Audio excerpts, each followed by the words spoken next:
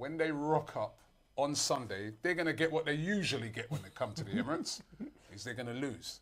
They're going to hold another L. Why is man on the floor? Don't let him shoot. Don't let him shoot.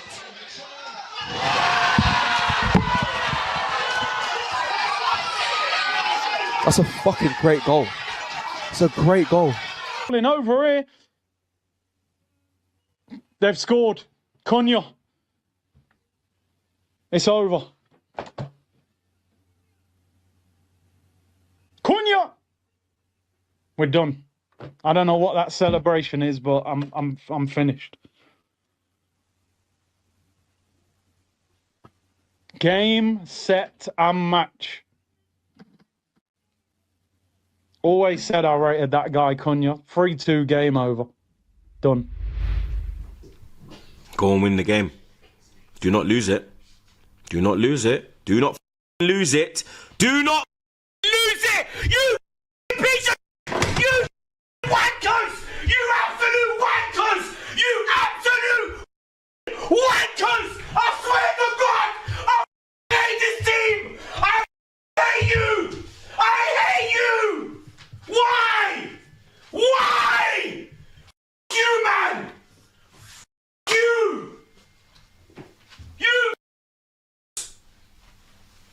You're taking the piss! Off! Oh my days! Off, man!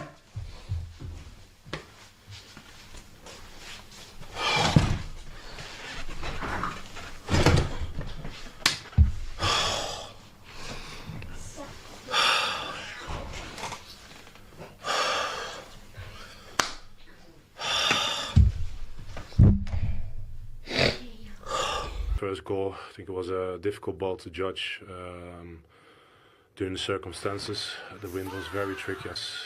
The wind was very tricky. Down, we ask too much of ourselves. Just don't concede here. Long throw. Oh my God. Oh no. Oh no. Oh my God. We concede a goal at the end. Oh my God, we concede a goal at the end because we cannot defend a throw-in.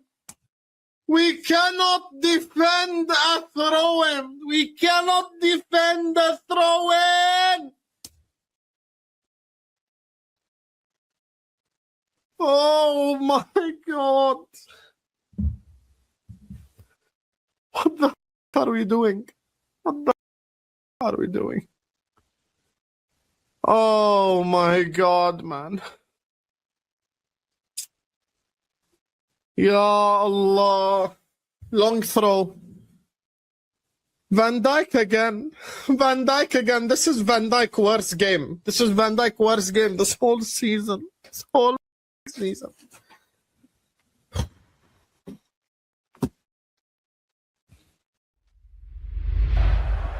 Right then, long throw, in comes. Flicked about, bouncing round! It's a scramble! It's in the post! He scored! Off!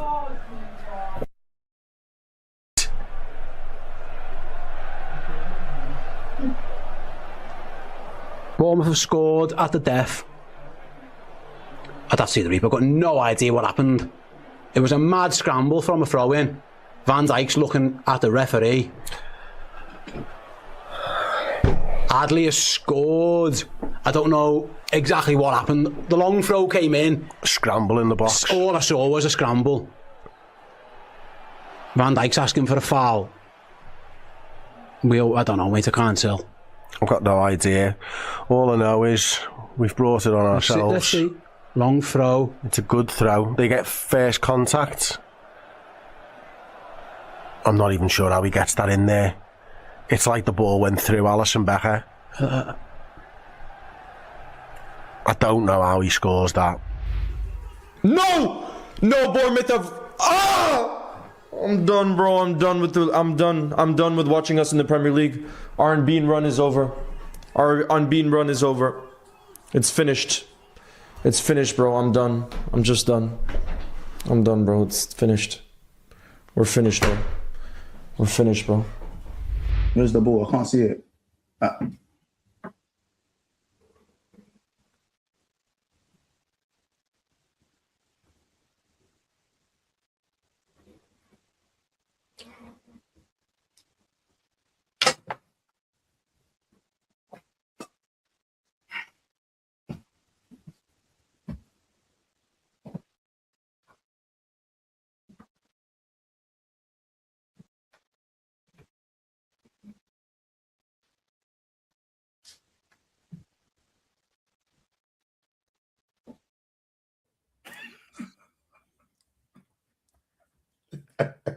you know what?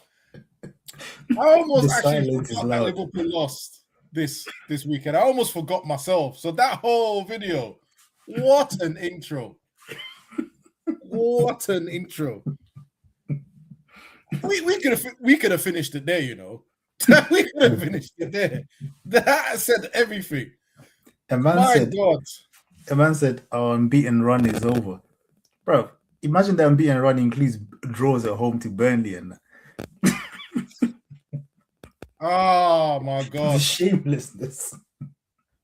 Oh my God. Listen, hello and welcome to the End2End Football Podcast. You're here with myself, Abs End2End. Only joined by one other man today. Other person is, I think his illness, to be fair. Not just the Liverpool result, proper illness. Kuda, what are you saying? I see you haven't changed Mbappe FC off. Of course not. I see. Of course not. Come on, look at the table. Look at who's the top scorer right now. Who's the top scorer in the Champions League? Who's the top scorer in La Liga? Yeah, who scored the 2 goals on the weekend? Let's never be silly, innit? But he's a flop, innit? He's a flop. Yeah, I thought I'd let you just have your little moment there. You could talk about the Madrid game as well afterwards. I didn't actually watch the whole thing, just saw the scoreline. Nothing. But you know, we gotta go straight into this. Yeah, Absolutely. Arsenal. What was it 24 games unbeaten at Emirates? Something like that. Unfortunately, I can't play the video I really want to play because of the swearing and the words used. But you're little people to Man United, man. Your manager's still born to finish second until he isn't. Oh, 24 games, 24 wins. Yam that. Carrick said, give me that. And the worst thing is, yeah, if you watch the goals, now I know the game itself is slightly different, but if you watch the goals, Yep. one team look like they're going for a championship. The other team look like they're fighting relegation. Let's call it as it is. You man want to do Stoke City football and win the Prem with that. Win the Champions League with that. The football gods can't allow it, man. What is it? 2 wins in 9s. 2 wins in 9. And this is before the February fallout that Arsenal always do. I think the football gods are saying, might not happen for you, man. Might not happen for you, man. Just say, more information. First game they've lost this season when they've scored from a set piece and when they've scored first. Carrick said, yam that. Give me that. He came for food. Left with 2 plates. Yeah, point for us to secure our position. Points that keeps you on your toes. 4 points now. If only Man City or Aston Villa, in fact, I don't even want to talk about Man City. Aston Villa were a little bit more on point. No, because I don't want to big up Man City, do I? I mean, we beat them up last week, so you know what I mean. I can't. I'm not going to jump the gun. Yeah, just so like because there's a comment over here that's clearly aimed at me, even though my position with Ruben has always been neutral. So I don't know why people keep push me into a different bracket I don't belong. But let's just say, yeah, I'm not jumping the gun yet, because unfortunately, I know this squad. Unfortunately, I know this movie. I saw it. Yeah, I've seen it before. Me on the mains, I stripped my top off in the height of that movie with Ole. I'm not a fool. I'm an older man now. I've got to be relaxed. 2 games against 2 big teams where we defend a little bit better or a little bit more and hit them on the break. It is what it is. See next week's game. That's when my eyes open. That's when guests come. Let me enjoy it. I would enjoy it. I'm a fan. After all, I'm a fan. I have to enjoy these wins. But as you saw there, these Arsenal fans, they really thought the 3 points were secured. Arsenal fans thanking me last week for the points that Man City will win. Well, only for you guys to take them away. But I told them, you guys keep doing this. This pocket watching, point scoring. You never face front and do your job. Last week they drew. This week they lose. What was the whole point of celebrating us beating Man City then? What was the whole point? The worst thing is they didn't even capitalize on it. You beat Man City and they drew. They drew. Then when they got excited and thought, yeah, cool, we'll get points this weekend. We am that. Yeah, I'm going to keep saying that. Really smashed the chain, you know. Yeah, we snatched. Give me that. The mad thing is that this is where I would come in here and add some balance to your guest, yeah. Yeah, good luck on that one. But I want to check the table because I was actually going to do the balance thing, yeah. But one thing just made me laugh in my head as I looked at the table just now. And what that is I saw Arsenal goals against 17. So you're telling me we're going to break the Chelsea record is done already? Gone. Huh? In fact, let me also add, we am that too, because 3 goals in it. the beat Chelsea's record. You know the gas. I know I'm repeating myself here, but I would never forget tuning in on KG stream and hearing an Arsenal fan say, have they even got a shot on goal against us? And I said, get a shot on goal against us before you start chatting to me. Yeah, that was against Chelsea. Since that comment. You know what? Let me give you some background on that guy, on that particular guy that spoke, because I know exactly what show it was. And I was sitting there in shock myself, going, rah, this is the chest from a team that's not won anything. I said, well, okay. That same guy this weekend made loads of bets, trying to drag me to break my principles and bet as well. Not religion, principle, right? And bet as well, trying to drag me. Do you know, Kuda, on the 93rd minute, he blocked everyone. Then he hasn't been on the show since. 2 shows we've had. Not been there. People are texting him, not reading the messages. I've never heard arrogance like that in my life. Man said, get a shot on goal against us. And you know there's no excuse. Gabriel was there. Saliba was there. Timber was there. Right, £60 million Eze on the bench. Putting Eze on the bench. Trossard was stinking up. How much did they buy Bucharest for? He was on the bench. He came on. Yeah, they wait for Jesus instead. He said his movement would have confused us. Confused who? Confused who? Confused no one, bro. And then their big money striker. You know what I mean? What's that thing they do? That guy. See that clearance he done for you, man. Now, was that a shot or was that a pass across the pitch? I need to know. I need to know. But okay. So you're trying to allow him. I'll come back to this. No, you're trying to allow him and say, was that a pass? All right, let's pretend it was a pass. Personally, I think it's a shot. But I'm going to go with you and say it was a pass. That's a wild pass, bro.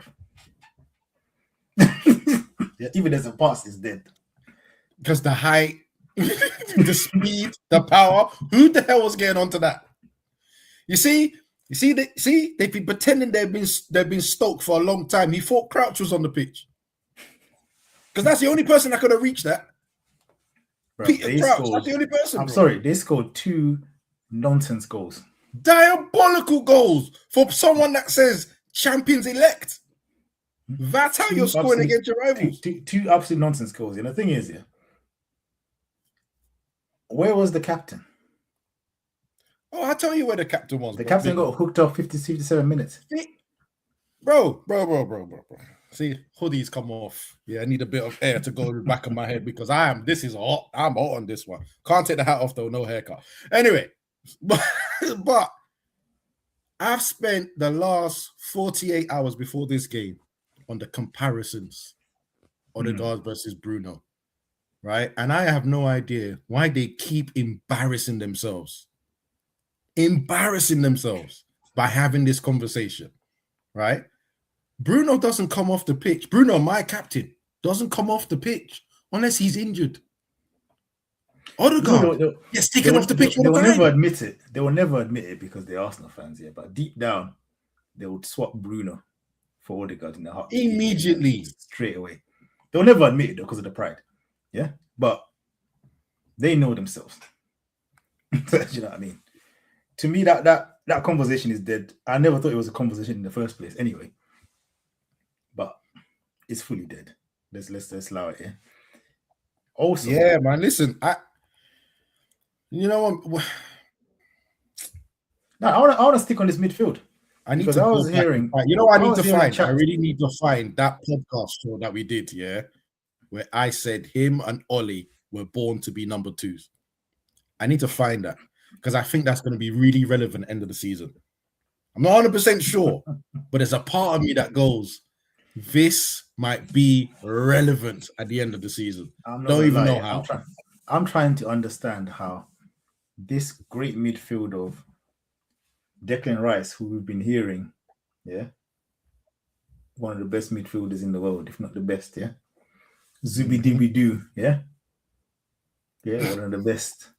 All right, Martin Odegaard, one of the best, yeah.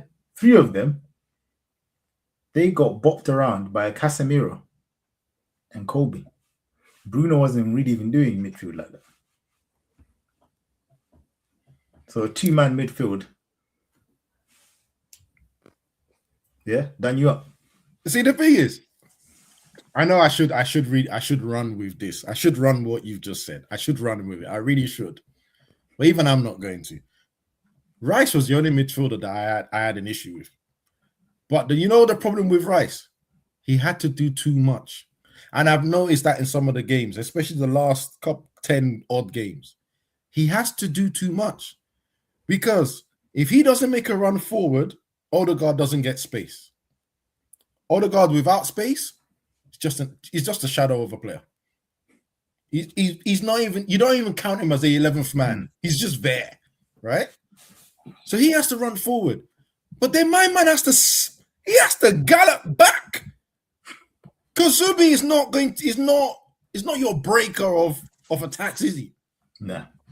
And this is why we've told Arsenal fans, we faced Zuba in Europa League under a manager that everyone says was rubbish, garbage. Yeah, Casemiro just went, little man, bro. Where you going? Casemiro did that the whole game too. Casemiro been snatching that guy's chain for years, but you know what I mean. Like, and then you put him in a little bit of pressure. Look at the pass. You know the worst thing is about that. Was he even under pressure for that? No one was even on him. What happened was he could see someone in the distance. He got the pass. Instead of him to go, I trust myself, I trust my body, tried to do a one-time pass back to the keeper. Fluffed it. Thank you very much. One-time pass. It was Casemiro, you know. Imagine, we gave you one goal, because obviously the own goal that hit off the heel of Martinez. And you know what disgusted me, about that? Is seeing the manager's celebration. That's your level, yeah? That's what you want to celebrate for. Yeah. But for a team that's like top of the league, top of what's it called? The Champions League group stage thing, yeah. Talking about we're the best in Europe, yeah. The kind of goals they have to get to win games, yeah, is smelly. Own goals. You hear how the crowd, yeah, some of the loudest cheers when they win corners. Do you know what? I was editing videos yesterday, bruv. Arsenal fan, KZ's channel on the watch along, cheering for corners, dancing for corners and set pieces. Are you not embarrassed? All the players you have bought over the years, midfield, your legacy, has been reduced to set pieces, corners. And I know I know because you said it last time. Last time I brought this up, you went, yeah, but it's part of the game. You guys have to figure it out. Yeah, what did I say then? I said when it gets figured out, they better have another plan. Absolutely, have another plan. But that goes to my point, though. Yeah, it's been figured out. Show me something else. But you know another thing, yeah. Look at it. This Arsenal team, yeah. Obviously, Man City, they're not really Man City right now. Yeah? Liverpool, we see what them man are saying, yeah. But this is gonna sound like the nastiest bit of hate, yeah. But I don't care. Like a team that puts up a front line of Trossard, Gabriel Jesus, and a Saka that's a shadow of anything decent we've seen of him. To be the best team in Europe. The best team in the league. Bruv, look at some of these. Football is mudded. You bought Eze for how much? Millions, yeah? And Trossard is still starting. And don't get me started on Martinelli, that criminal. Didn't even bring him on. But anytime I've watched, I can't even remember. I'll be honest with you. I don't know I'm sure he came on. I don't know what subs he did, bro. I just saw 4 subs and I went, wow. Bro, 4 subs. What have I said about Arteta? Emotional. What have I said about this guy? I said that Arteta is too emotional. Yeah, no, he didn't bring him on. He didn't bring on Martinelli, bro. Arteta is too emotional. That 4 sub situation, who did you think he was? He brought on Ben White, bit of a defensive sub. Eze, that would have been a good choice. Gyökeres, and who came off?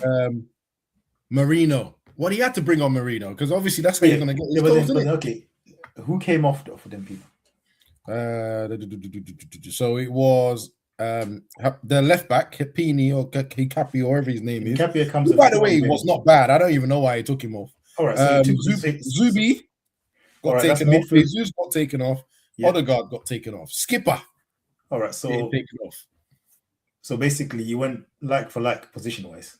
Like for like. Yeah. That's the master stroke. Well. What do they call that guy up front? Brock Lesnar. Do you know what? Honestly. Let me quickly do this here, because this comment caught my eyes. Man, them trying to compare the 2006 side to the 2008 side for United can't beat our 2006. Do you know how annoying this conversation was? I didn't even know who. Theo Walker, what were you thinking when you asked Rooney that question? The 08 side with Cristiano, Tevez, and Rooney. Who said that they could? Who was asking something about someone making into a team? Theo Walcott was saying the way asking the team Rooney is now, if he can make it into the team or something. No, he said, do you think that your 08 team could beat this Arsenal team? You see this kind of Rooney, and Rooney looked and said, "We'll batter them." And I was like, "That's the right answer. Even if you don't think you batter them, that's the right answer." But we know you. Sorry. What? The 08 Man United side beats any Arsenal side, in my opinion. You know what I mean? I couldn't. But the cheek to ask him this. I'm sorry. I'm like, and I'm speaking on a neutral thing. Yeah. So whatever. Yeah. Like I'm speaking on a neutral thing. I'm a Madrid fan. Yeah. I don't support Man United and I don't support Arsenal. But 2008 Man United against the Invincibles are getting moved to. These ways. You said it. So don't tell me. I would have been biased if I had said it, but no Odegaard. Yeah. Don't tell me about no Odegaard right now. You know what I mean? And them and they're coming up against Tevez and stop it. That front three that just kept moving, and then Berbatov on the bench as well. Someone correct me. I swear Berbatov was on the bench. Yeah, but this is how you get silly comments like, "Oh, we're going to beat Chelsea's record." Yeah, this is you know what I mean. The foolishness. It needs to be checked. The foolishness. I know he's a United fan. Yeah, I don't think this is the best Arsenal team either. They're robotic. Anyway, right? And then quickly, let me just this other comment as well. 100, because this is based on me saying Rice was the only person that was like in that midfield doing work. I think he was doing too much. But he said 100 middle midfielder, right? Now, Bunyo acceptance, putting him up against Bex and Jorginho as free kick taker. I swear he hasn't scored a free kick since. Brother, he got the plus, you know the FIFA one. Remember back in the day when you could put the plus 15 for the one game? Yeah. Man, the plus 99 free kicks for the one game, and we never see it since. Never seen it since. And then talking about Champions League, PSG is not really there, Liverpool not there.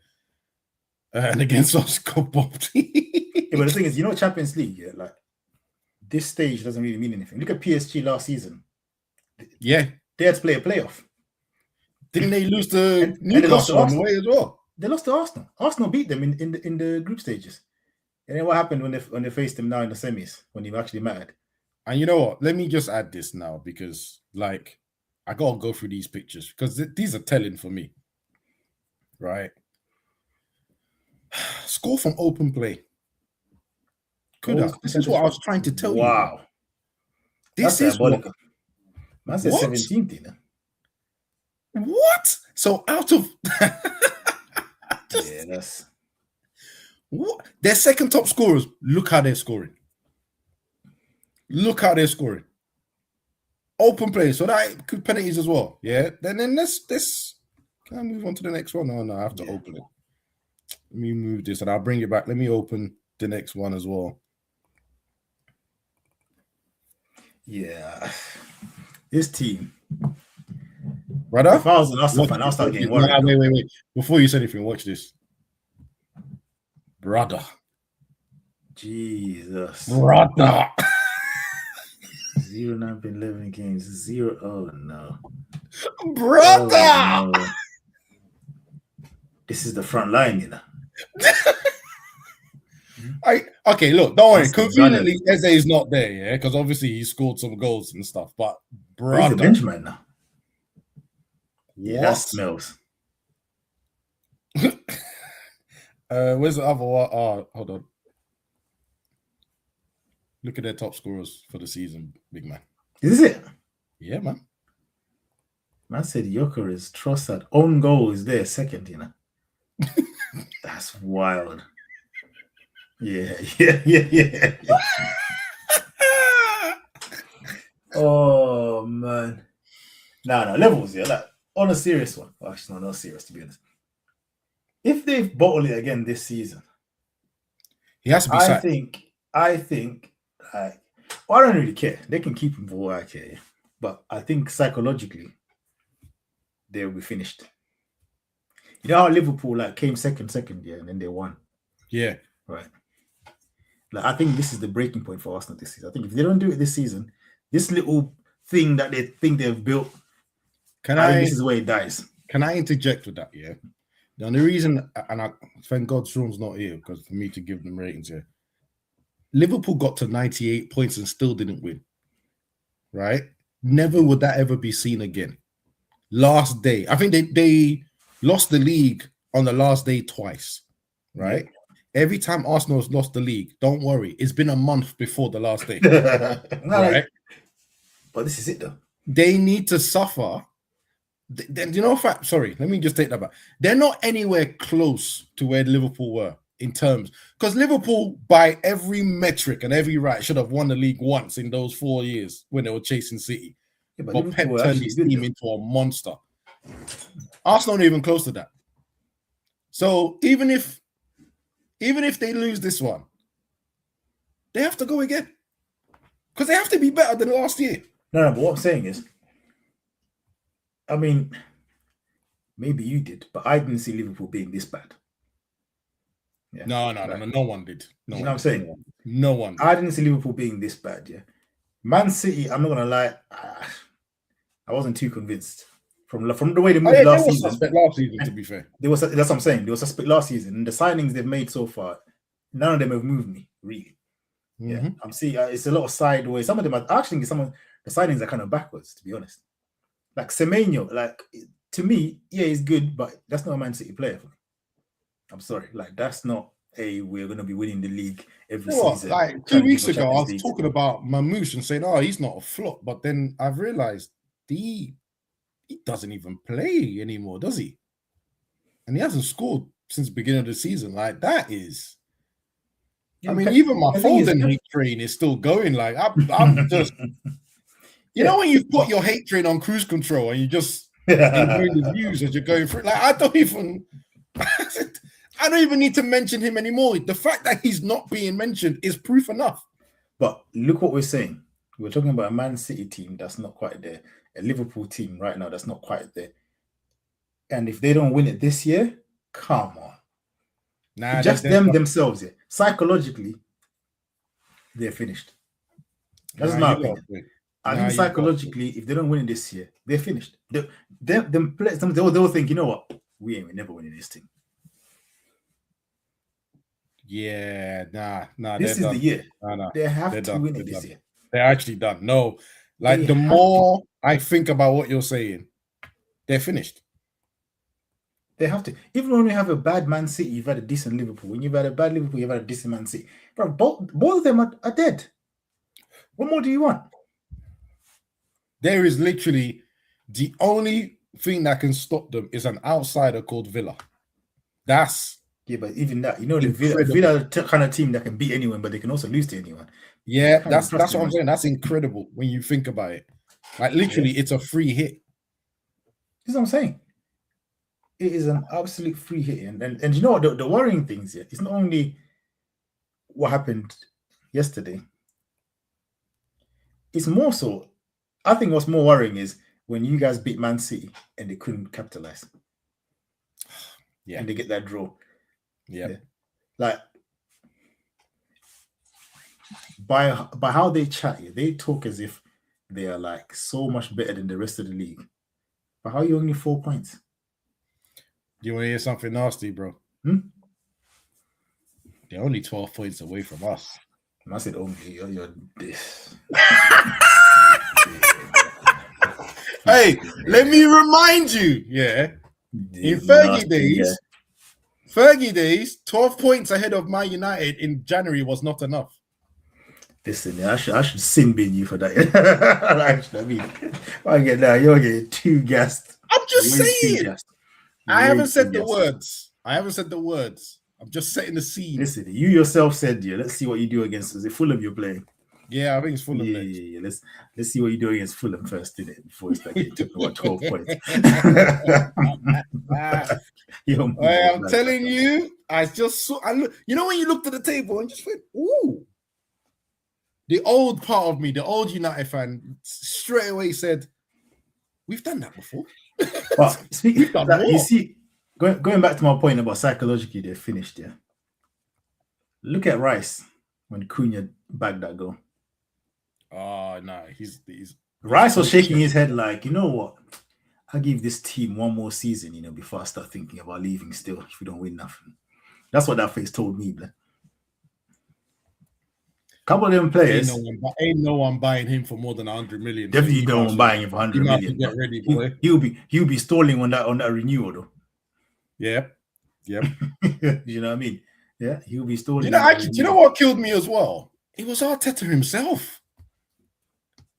When you see the difference in Carrick celebration, yeah, bro, I see. That's what I'm saying. The old United heads remember that this 12 point is nothing to us. Anyway, sorry. Yeah, but think about the old days. They're the old days. No, but it was Arteta himself. He couldn't believe it. Man turned around and was just doing this. He was in prayer.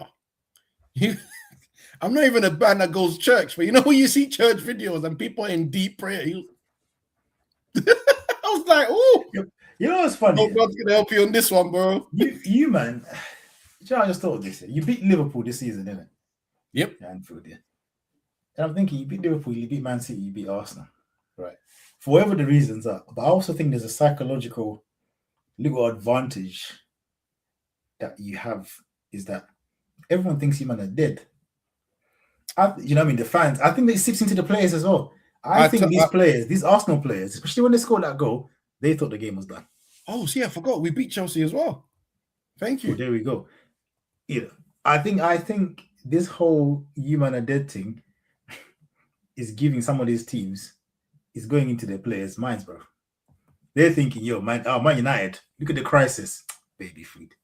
Do you know? And then they're surprised when you actually put up a fight. But you know the thing is, the truth is, right, is that most away games, I think Liverpool's been the only ground that has been haunting us for ages. But most times we play the big team, we do get up for it. Ex-players have said it, that some of these players pick and choose when they want to play tough. And this is also why, the other reason why, whilst most other fans are getting excited because, we beat Man City, we beat Arsenal, they're top 2. It wasn't a surprise to me. The surprise to me is if we demolish a team around us, like the Fulhams. Let me even just check the next couple of games, yeah? Because I think it's all the teams in and around this mid-table, right? That is where we lose our heads. Or in fact, let's even go a bit further. When we draw against Everton, no, we lost to Everton, then draw to Bournemouth 4-4, then draw to West Ham. Then I think there was another draw in there somewhere, right? Yes, we were unbeaten, but why are you drawing against these people when we have clearer chances against them than we did against Arsenal? That's the thing that kills me. Even against Man City, the goals we're scoring, we have clearer chances in the games beforehand that we didn't put away. I don't know. To me, and I'm speaking from Madrid perspective here, I think a lot of that kind of stuff comes from discipline, tactical identity, yeah, and cohesion in the teams, yeah.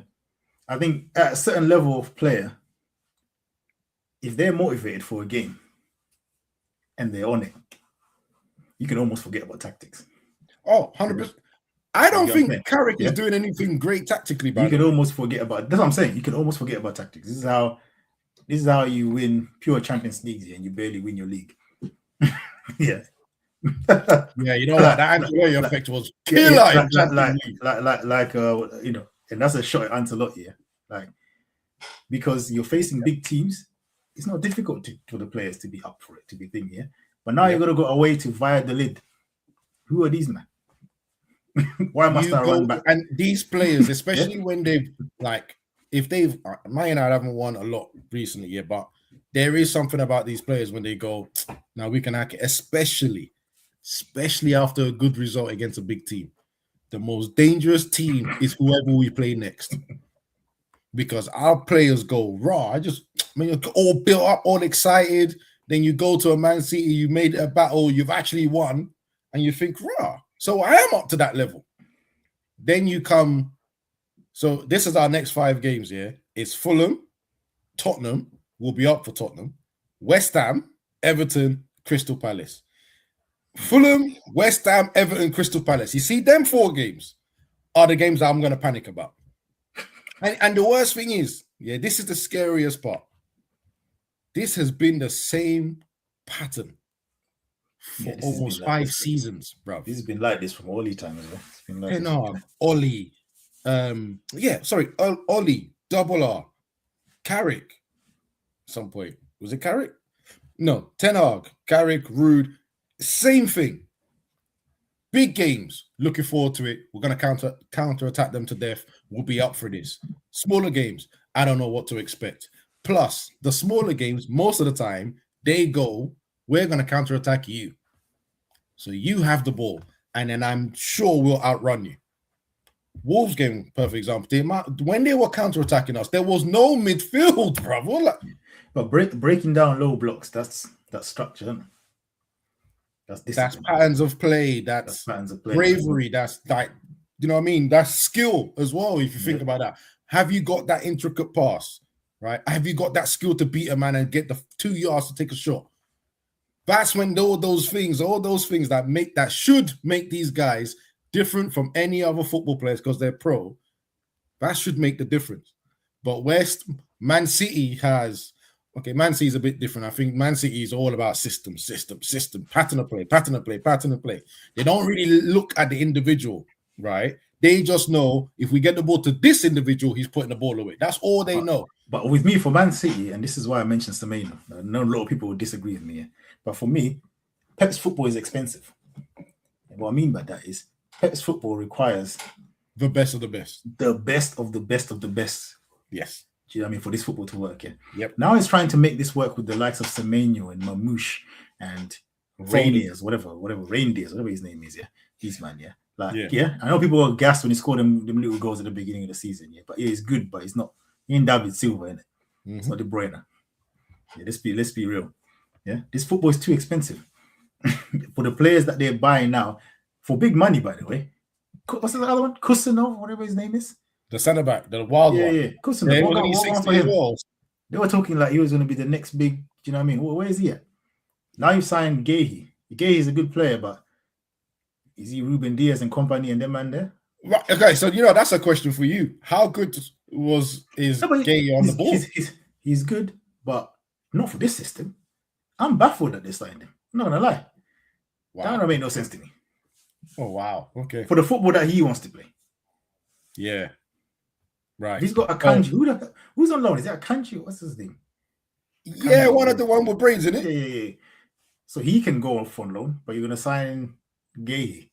Because Akanji is okay, but he doesn't quite fit the football build out from the back. But you signed someone that's better than Akanji, but it's not as good.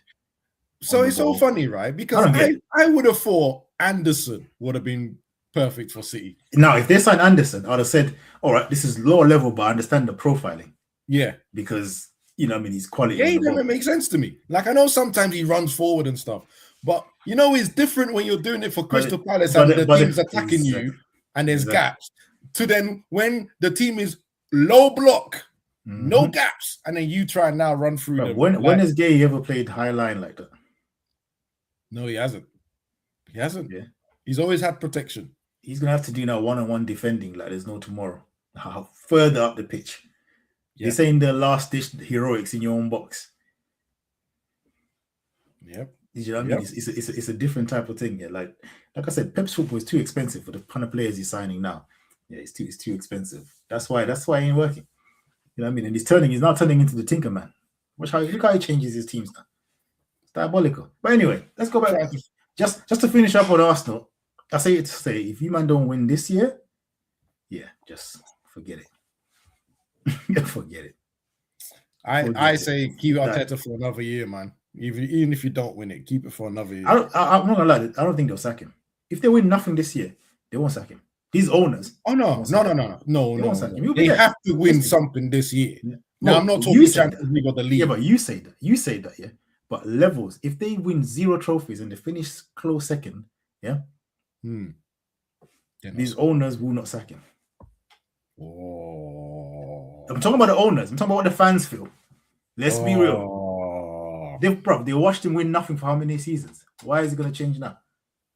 It's like the 5th or 6th season, though. Bro, they ain't sacking.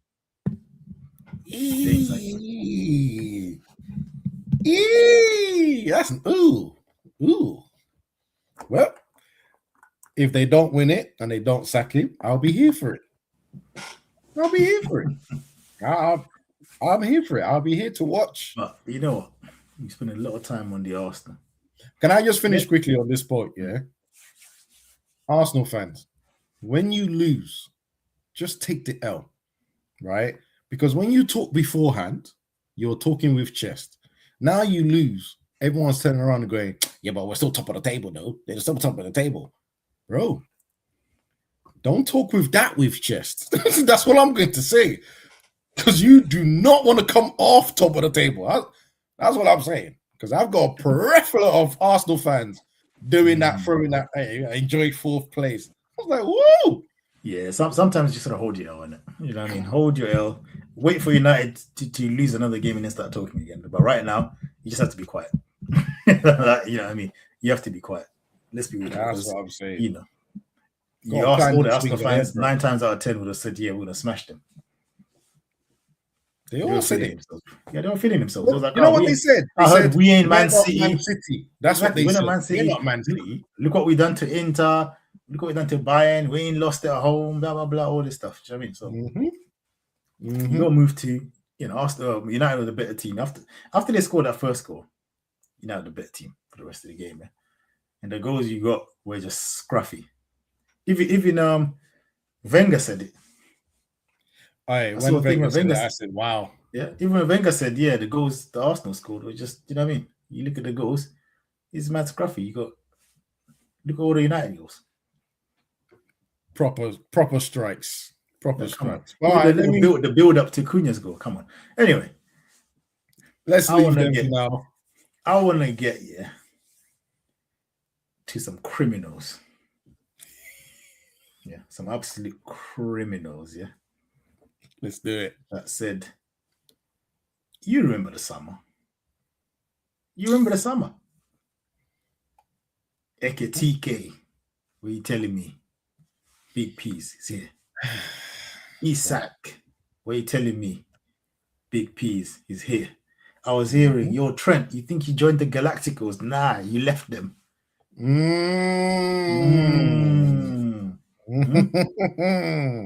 They called Trent a rat. They called him all kinds of names. Yeah. They're still calling him all kinds of names. Now I'm seeing some of them say, yeah, we miss him, you know. I remember that. I remember that. But I listen. We have to start with Aura, man. Do you know what? Listen, this is where I wanted to go. Do we even talk about the defending? Guys, if you haven't watched the highlights of Liverpool, can't remember where it is, not in the Forest or whatever. Yeah. Please go. No, Bournemouth. Please go and enjoy that. Yeah. Because that the first goal is hilarious. What was he? This is why I needed SAS, bro. Because what was he doing? That is beyond best defender ever. Beyond aura, you know. That's beyond aura, you know. Like, I'll be honest, we've got to study this demise, right? And I'm not gonna lie, I'm not gonna say that this is all my creation here, but I remember Liam, talking about this online, where he said, why is Van Dijk dropping in form when he spent majority of his career, early stages? He weren't in the Prem. He was in the Scottish League. When did he come to the Prem? Was he not 26, 27? Yeah, but this is why I've always had an agenda against Van Dijk here, because man put him in the Maldini Ramos chats, yeah. Guys that have been playing Champions League football from when they were teenagers, yeah, at the highest level, winning World Cups, consistently playing, doing up World 11 for like 8 seasons, yeah, in a row, 10 seasons in a row, yeah. No, so I'm going to use one guy. Obviously, he's linked to United, yeah, but they always compare him to Rio Ferdinand, and I need to remind people, this man was in the Prem from 18. Was it 19 even? Right? Did his thing at leagues, then came to United. So yeah, when his slowdown happened and he went to QPR 35 or something, he was allowed to do that. He had earned the right to do that, my friend. And look at the strikers he faced on a regular basis. People point out that he got skinned by R9. It's fucking R9, bruv. Name a defender that he hasn't skinned. Because even if you say Nesta, Maldini, Cannavaro, yeah, he was cooking them. He was cooking them into it. He was cooking them. He cooked all of them. So that's your comeback when we say Van Dijk's not even close to that level. Or let me even talk about Vidic. Man's won Player of the Year, Premier League Player of the Year twice. Only 5 players have done that. And he's one of them. And every time this man is talked about in the same breath of these greats. Bro, you don't have to go this far, yeah? Jamie Carragher said the level that Van Dijk is playing, football is too easy for him. Oh! Remember that? Oh. He said that football is too easy. He said he's a level above normal football. This was last season. He was saying this. Coulda, bro. This is the waffle. What? Like, gotta think about it again. Back in the day, only for him. Yeah, this is the man that was showing 4-4-2. This is the guy that was showing Nyash to Valverde in the Champions League final. Yeah.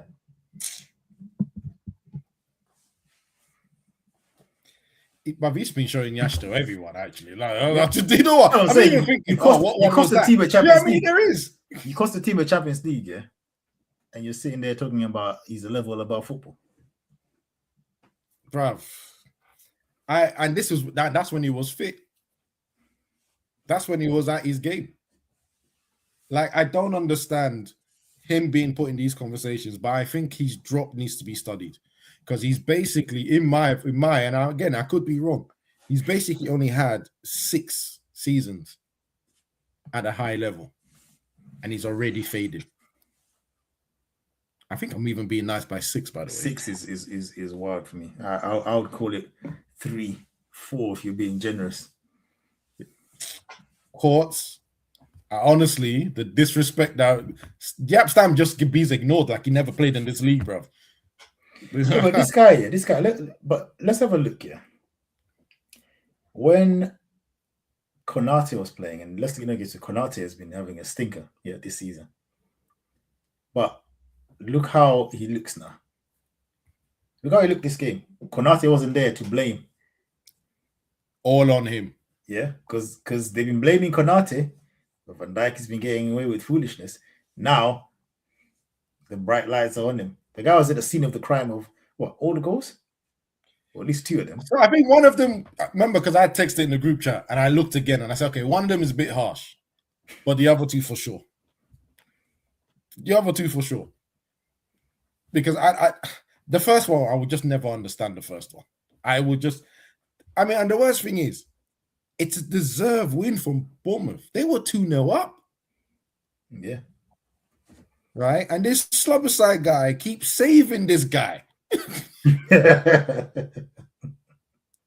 And again, I need to check because, again, I need to check if Chiesa made it onto the pitch and what minute as well. No, I don't think he did. I think he threw on that Rio guy.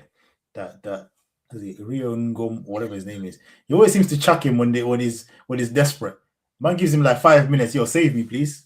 Every time he gets to save me minutes. But this time he gave him 7 to 15 minutes. Rio, I know Rio.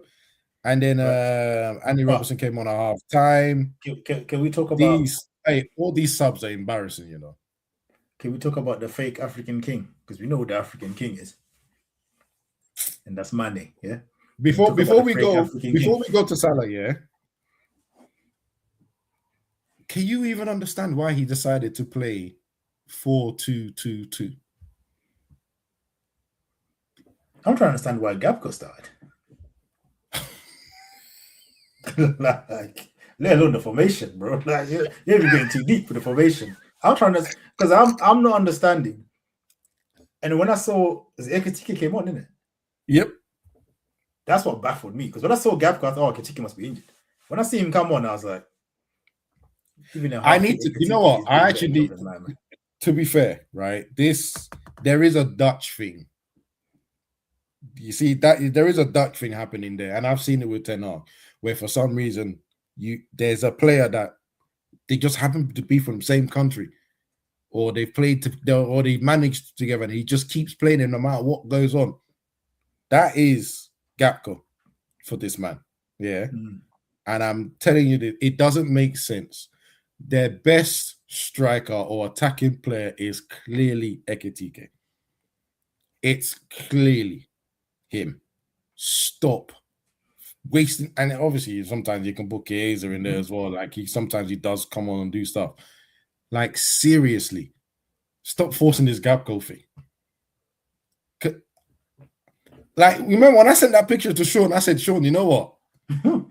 All the other times I was mocking, innit? Like, I didn't really understand I mean, I don't watch games fully, yeah. But when I saw that record of when Gabko plays and when he doesn't play, or starts, sorry, I said, oh. You know, I always say men lie, women lie, facts don't. Data doesn't. That is screaming in your face. Yep. Stop playing this man. And then obviously some people are very nasty working it because they were unbeaten this whole time.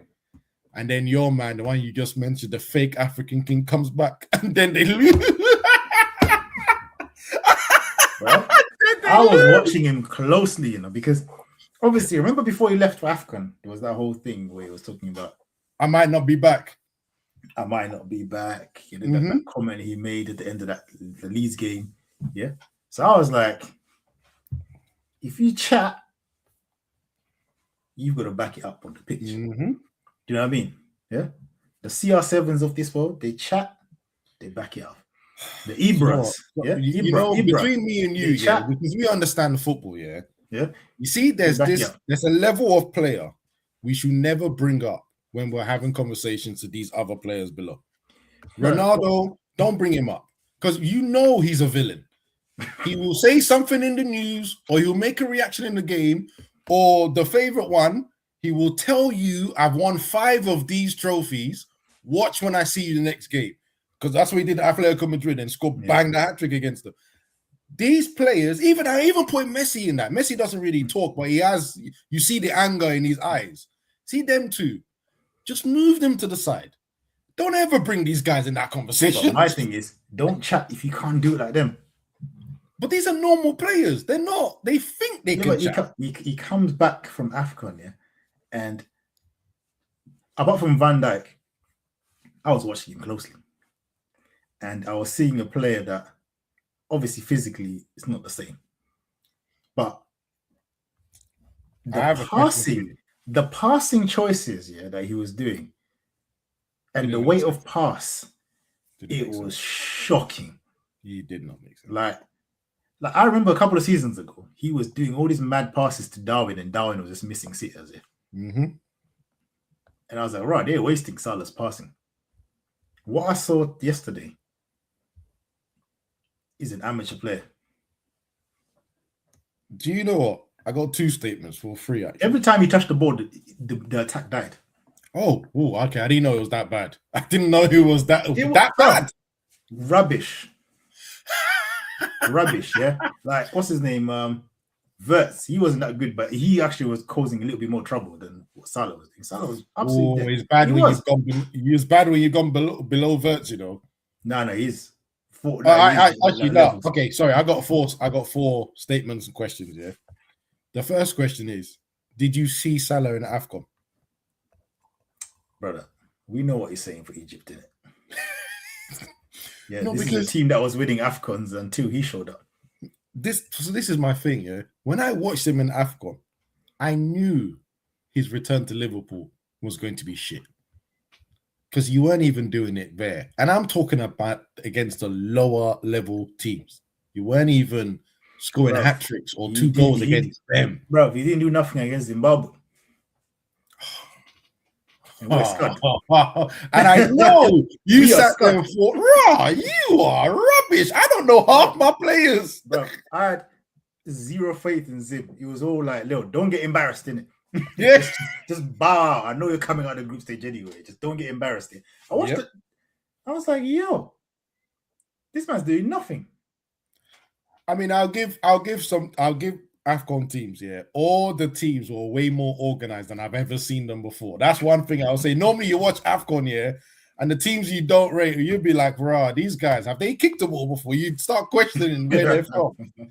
The organization this time for all the teams, way better. But yeah, still, Salah, with all due respect, people are saying that you should have won Ballon d'Or. You need to stand out, my brother.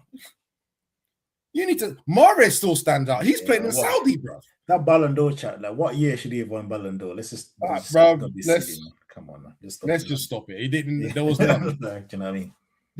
All I'm saying is, if he finished 2nd or 3rd, I would have. That's fine. Yeah. Just like with Haaland, when you watch them play, you don't want them to be winning Ballon d'Or. You don't want them. No, you don't want them. Right? And then the next question is, right? I'm going to do Ekitike comment first. Mm-hmm. If Ekitike is playing with Salah, do they get more out of each other? And I think the answer for that is yes. Because I think Salah and Gapgo are basically the same thing, and I don't know which one is shitter. They're basically the same thing. The older version and the version that never lived up to the younger version of the older version. Like, they do the same thing. They want to cut in and shoot. Right? But if you have Ekitike who wants to run around, who doesn't mind getting the ball to feet or getting it in behind or playing people in, I think you get more out of those two in any ways. Right? And then my 3rd one, which is a wild statement. And I'm really annoyed that Shaw's not here. Yeah? Here we go. Don't these fuckers miss Nunes now? Can you imagine? No. Hear me out, yeah? You've spent 1/5, on that Newcastle man, yeah? And I'm saying Nunes would have made a better impact for them right now. Nah, this revisionism is nasty work, bro. Let's not act like this guy was not missing Hear me out. He was missing loads of chances. He was creating havoc for everyone else. Is Ishak even creating havoc for anyone? Is he creating space for anyone to work it? Is Gakpo doing that? Isak is finished though. This is what I'm saying. Isak is finished. Gakpo is finished. Salah is finished. Nunes was there. He would be creating some sort of chaos for the other guys to score from. Because you got to think, Gakpo's doing the same nonsense. He's not creating for no one. Salah's doing the same nonsense, not creating for no one. None of the midfielders can get involved unless it's a free kick. I would more say Diaz. Like selling Diaz and keeping Gakpo. Oh no, Diaz is a fantastic choice. Obviously, I know Diaz makes the big difference, but this is how far down I'm dropping to tell you how much their levels have dropped. But the thing is, look at McAllister. They were talking about him as one of the best. He's been dead all season. Mm-hmm. Remember Gravenberch last season? Was bossing the whole thing last season. Yeah. New Gravenberch. Where is he at now? Because every time they're playing, I'm hearing Szoboszlai is their best player. Szoboszlai is their best player. Gravenberch has been back for a few games now. Yep. What's he saying? Like Chelsea and Nicholas Jackson. I'm telling you, sometimes you don't know what's good for you until it's gone. You don't know what's good for you until it's gone. Chelsea, talk about them quickly. They've hated all the strikers they've picked after him. That says a lot. My man has got at least 17 goals. And I think teams just need to realize the striker market ain't really good. There's no shiny toy that, we're gonna get rid of Jackson to get this guy. There's no that guy. Nope. That you can realistically get anyway. Yeah. Nope. I mean, the fact that Kane is still in the charts at 33 or whatever, and people are still talking about him coming back to England, lets you know that there's nothing out there. Last season, Lewandowski is still bagging. Yep. Imagine Lewandowski in his prime. And this is a few defensives. And this is what I'm saying. Like, it's just look at Benzema, yeah, like a creative striker, yeah? But he played long enough to enjoy these new defenses. He won a Ballon d'Or. You know what I mean? He had a great seeing off as well. Champions League, Ballon d'Or. He went, cool. I can leave Europe now, bro. I'm done. Benzema's probably thinking, man, if only I just started my career now, I'll be collecting Ballon d'Ors. Yeah, defenders are dead now. Bro, telling you, and this is when I'm looking at that Liverpool team, and I need to go and watch the extended highlights and stuff, right? I'm just looking, I'm thinking, one, you have no real width because you're now asking Frimpong, who's someone that is questionable on his fitness, and Kirkes, who everyone's not liked since he was born, to provide you your width. Because Gakpo goes out there and does the same thing. Kirkes is doing foolishness. They bring on Robertson. Andy Robertson. But now they're talking about selling Robertson to Tottenham, so I don't understand. He ain't going. Not after this game. They had to bring him on at halftime. He's not going nowhere. Nowhere. He ain't going nowhere. Not until the end of the season. But at the end of the day, they can't rely on Kirkes, bro. This guy's on borrowed time, especially Alonso, right? Alonso's probably just watching all the Liverpool games, just like, only a matter of time. He's probably planning his team. 100%. That they can't one striker thing. The football's so defensive now because the one striker thing killed it as well. Yeah, they can't get Alonso now. What's Alonso meant to do with these players? Like generally, what's he gonna do with them? He can still do something with these players, bro. You think he can still do something with these players? Not anything to win anything, but better than what this guy is doing. This Gapco merchant blood. You know what? I don't want, because me personally, I think he was actually doing a decent job at Madrid. In fact, he was. The stats says it again. The most wins for Real Madrid. I don't know all the issues surrounding that. I know there was something to do with the players and all the rest of that malarkey, yeah. But generally speaking, I'm looking at this Liverpool team and saying, what on God's green earth is he going to do with that? Because the first thing he has to fix is that centre back partnership. And with all due respect, Gomez is injured again. You know what's mad? Now that you say that, it makes me think again. In the Premier League, there's a lot of teams that have spent mad peas, and you look at their squad and you're like, right, you need to where's the money gone? Like Chelsea. Chelsea, Man City, Chelsea, even United, if you want to even go there as well. Chelsea, maybe not this summer, but definitely the summers beforehand. You look at like spent $500,000, and you still look at the squad. Where? Like, you centre backs. Where? $500,000. And you can see why they're upset that Gay has now gone to City instead of them. But you should have done that faster. Exactly. What are they waiting for? Because it was only what, 30 mil that they were talking about. Why did you do that first before you went to go and spend 150 on Isak, 89 on Ekitike, 130 or 110 for Verts? Right, yeah. In between all of them, you should have just gone for Gay and said, hey, let's sort this out first, because it's cheap. It's in the Premier League. We're not waiting for international travel. You know what's funny? Get that. Do you remember last season when a certain man signed a new deal and we said to SAS, yeah, that new contract form, might come in with Salah. And what would they say? Nah. Is this not the new contract form? What's the difference between this and what happened with like Ozil and all the players you can think of? Yeah? You know what? You know what? It's so funny. It's literally in the Prem, except for Haaland, right? We have to make that clear because he's the only one that's broken that curse. Once you go over 300,000 a week, I don't know what curse is in this country about earning money. I don't know what curse people have put. Said, hey, when these entertainers earn more than this, you must drop. So I think Bruno is on 300 something. He's technically breaking a curse, but that's questionable because United's overall team is not good. Haaland is on 600 or something, whatever Man City are paying him, like ridiculous. But he got that off the bat. But when you are a player that's been in England, go to 200, 250, break that 300, it's always the end of their career.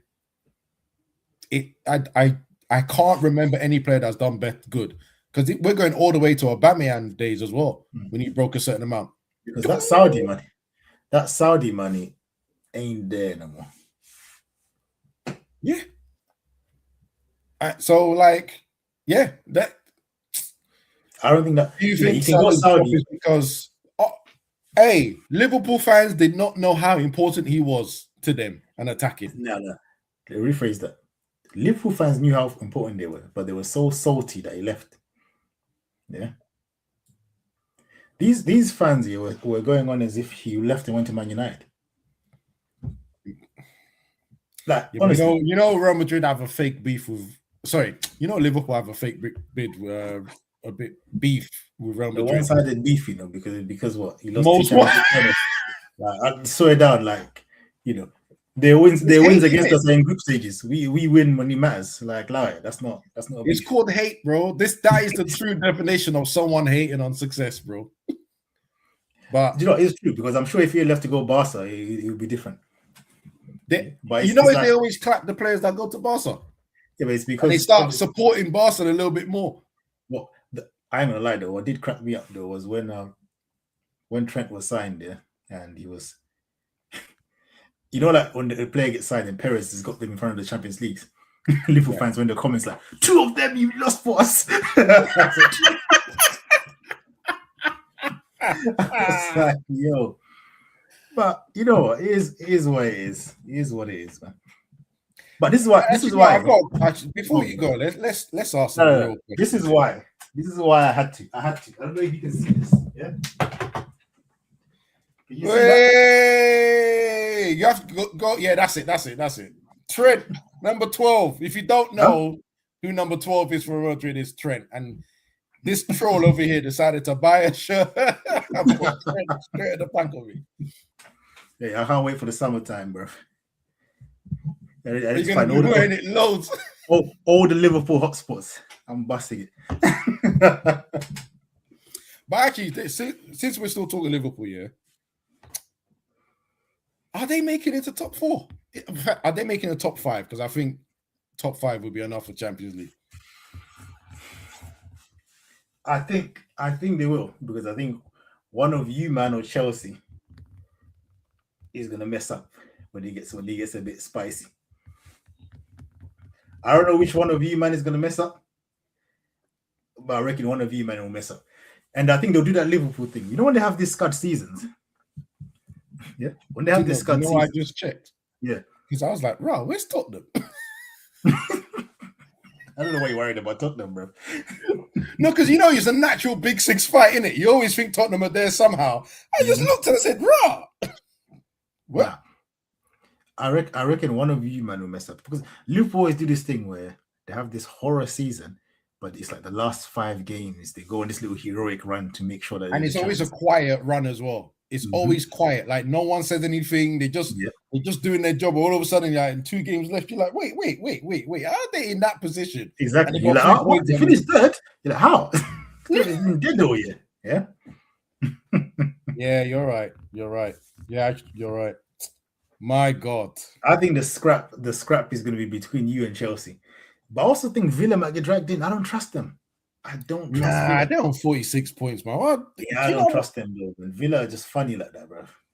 Do you know the drop they have to take to join us? Nah, come on, man. But Villa, definitely you and Chelsea. 8 points.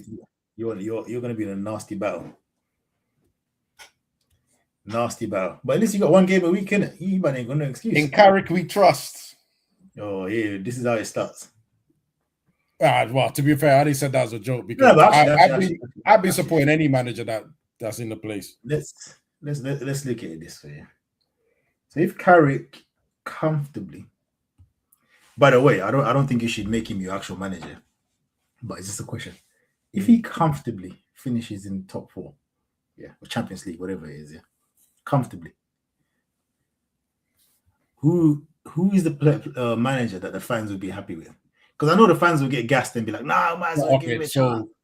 Yeah. So are we saying fans, as in just every fan, or are we saying sensible? No, obviously you can't please everyone, but I just mean general. Okay, because I have to really break this down, and I've said it on other channels, and I'm saying this just for consistency. Yeah, I don't think it matters who the manager is. I think we all need to start looking at the people above the manager for why we're still in this shitty position that we're in. Because, and I say this now, before Ruben said he was having that big talk, that I'm the manager, not the head coach. I'm the manager. So obviously they've given him a head coach title, but they've told him that you're going to be a manager, you're going to do this, you're going to do that, you're going to do that. All the top managers people are mentioning, you need to throw them in the bin. Enrique, he's not dealing with this United board. Tuchel, that everyone's crying for, he's not dealing with this United board. Xavi, not dealing with this United board. Alonso, not dealing with this United board.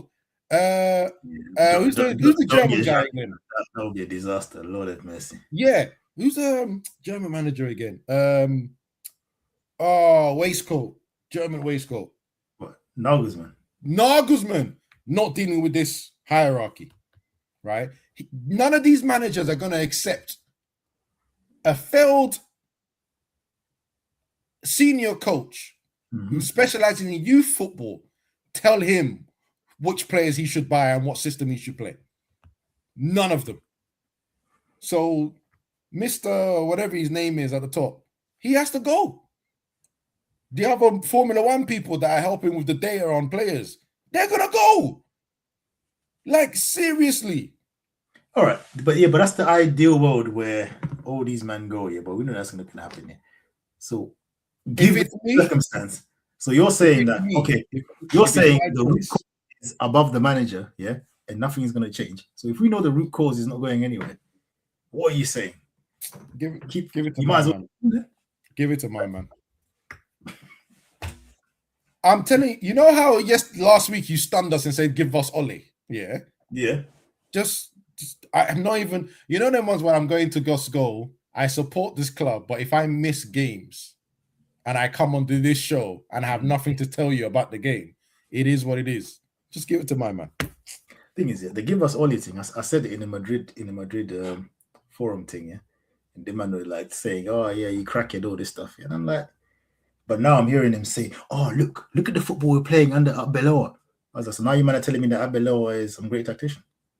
Arbeloa is not. You know that. Arbeloa, the same guy that just comes up, just you know what I mean, glazing the players. Every conference is glazing the players. Yeah. And then when he meets a real challenge, right? Exactly. When he meets a team that's organized, they lose. You think I've forgotten about that cup game? Exactly. You think I'm like, brother, 2 divisions? Was it 2 or 3 divisions below? I'm like, brother, give me a vibes, bro. Southgate even has too much tactics for my liking. That's why it's not a Southgate team. Yeah. But again, you know what? For us, Southgate will work. They need basically a yes man. He's too defensive, yeah. So he's gonna have actual tactics. Yeah? We don't need that. We need vibes. So give me Oli. I need full unadulterated vibes. No, but you see, Southgate is aimed at United. Even Southgate, get him because he's a yes man. He's a yes man. The way you've asked me this question, look how low I'm leaning in my chair now as you've asked me this, because I have to sit there and actually think about it, use my footballing brain. If we're doing vibes, let's do vibes then, innit? Let's if I'm doing dreams, it's Enrique. But Enrique, why that's not going to work? I think people forgot. Before he won the Champions League, he signed 17 players and got rid of just as many. Yeah, but they got a serious sporting director, PSG, though, for once. Yeah, 17 players. Signed 17 players. Under this management, under these guys above us, with no money. Impossible. Exactly. But then the Enrique thing, you got to be careful with Enrique as well, because like you said, I think the PSG direction, what's his name? Is it Monchi? Whatever his name is, yeah? Yeah. He made very smart signings, because you got to remember before that they were doing up Sergio Ramos and Messi. Yep. Yeah, and this that was under the Brazilian guy, Leonardo. Yeah, exactly. They were doing these silly signings, yeah. And this guy come in and changed it. And do you know what that's called, Kuda? Best in class. Do we have best in class above managers? No. We have people that have never done the job before. I'm telling you this. If it's going to be that situation next season, give it to my man. I know his weaknesses. I know the club's as in the players' weaknesses, right? I know that we're better at transfers, but we're not best in class in transfers. So we will just go along, innit? It's like Man United are going to go through their Wenger phase when it's like top four, maybe a trophy, top 4, maybe a trophy. We're going to go through that. We're never going to be winners, because if I logically think about it, yeah, we're already chasing the Arsenal, the Chelsea, the Liverpool at the beginning of the season, the Man Cities, right? The last 2 windows, and I'm including Christmas window as well, have they not outspent us in every single window? So we're chasing them.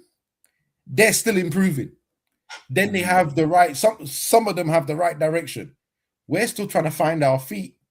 Plus, we can't spend because of the debt. Plus, we're trying to do a 2 billion or 2.5 billion pound stadium that we don't even own the ground that the stadium is meant to be built on. We haven't even gone through that process yet. And that price has already, they thought they were going to buy it for about 50 million. Put the plans out for the whole world to discuss. So what did the owners of the other people say? They went, oh, you think we need 150 mil at least?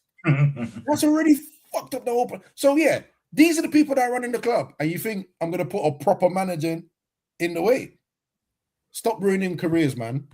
Must have stopped ruining careers. Eric, man, just you sound like me with Xabi Alonso, bro. So don't ruin careers, yeah. Do you know what I mean? That guy's a good manager. He's taking Ten Hag at the highest point. Everyone was talking about him. Every European club was thinking, oh yeah, I think it's time to get him. All right, let's see what he can do, right? And then we've taken him. Look what we did to him. Then we've gone to find the next best thing. Ruben, I know he was whoring himself out a little bit in the summer, right? With West Ham and Liverpool and all the rest of that, yeah. But again, he was next in line. Everyone was like, yeah, this is the next manager. This is probably the next Pep, blah, blah, blah, right? Look what we've done to him. Don't you dare go back to Portugal or Holland and get the next best. Just leave them alone. Do the English way, man. We're heading that way anyway. Reform is coming into power. Let's go English. Well, on that note, get those likes up, boy. Get those likes up. Yeah. Make sure you subscribe, guys. Yeah. Yeah, man. It's been a good one, boy. Arsenal. My last thing. You better win it. You better win it. Peace. Adios.